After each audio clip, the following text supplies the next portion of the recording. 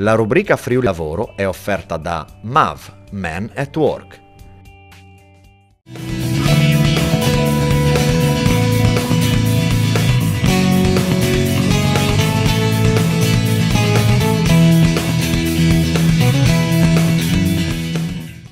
Bentrovati a questa puntata di Friuli Lavoro legata a come scrivere un curriculum vitae. Si tratta di un tema importantissimo perché si tratta di coniugare competenze e forma. Saper scrivere un CV significa spiegare la sostanza di quello che si è, in modo tale che anche l'azienda che lo legge saprà valorizzare la persona che ha di fronte. Questa sera siamo con Simona Attico, HR Specialist di MAV. Buonasera Attico. Buonasera.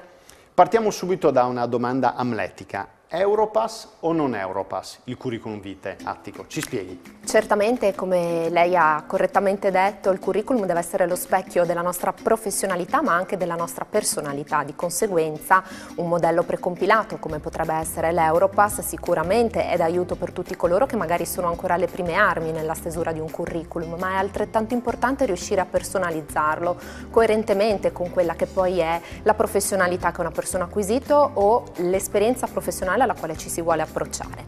Faccio un esempio: se vogliamo lavorare nell'ambito in cui la creatività premia, chiaramente riuscire a realizzare un curriculum che possa essere altrettanto originale potrà essere un buon elemento di valutazione in sede di colloquio. Ecco, ma che cosa dobbiamo scrivere, Attico, in un curriculum vitae?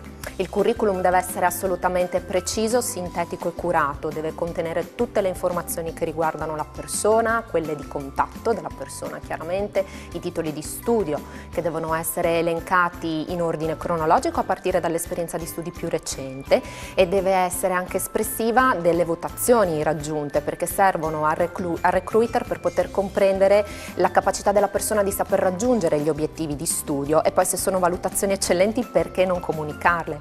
Anche le esperienze di lavoro devono seguire un ordine cronologico dalla più recente alla meno recente ed esprimere in modo sintetico e preciso gli elementi che valorizzano la nostra professionalità.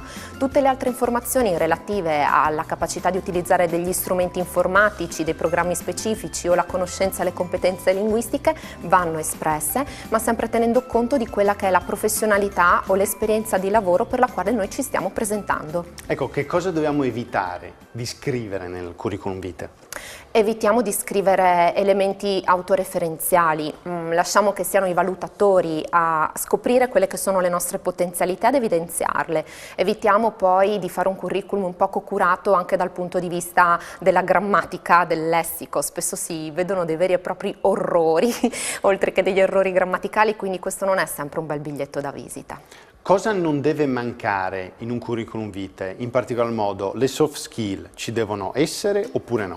Assolutamente sì, non è banale indicare in un curriculum se abbiamo degli hobby particolari, degli interessi sportivi, se impieghiamo il nostro tempo in un modo piuttosto che in un altro. Sono elementi fondamentali per il valutatore perché permettono di far emergere degli aspetti legati alle competenze extra professionali che però all'interno di un contesto di lavoro emergono e sono importanti. Poi nell'epoca del 4.0 che abbiamo spesso raccontato in queste puntate, sappiamo che l'esperienza personale e le capacità personali, quindi le soft skills, saranno sicuramente nel tempo un elemento di valutazione sempre più importante anche per trovare lavoro.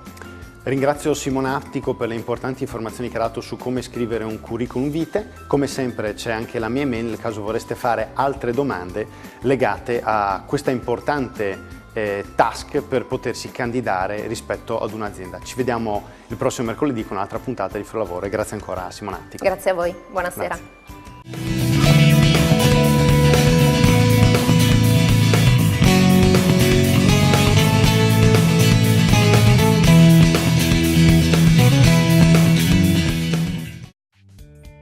La rubrica Friuli Lavoro è stata offerta da MAV, Men at Work.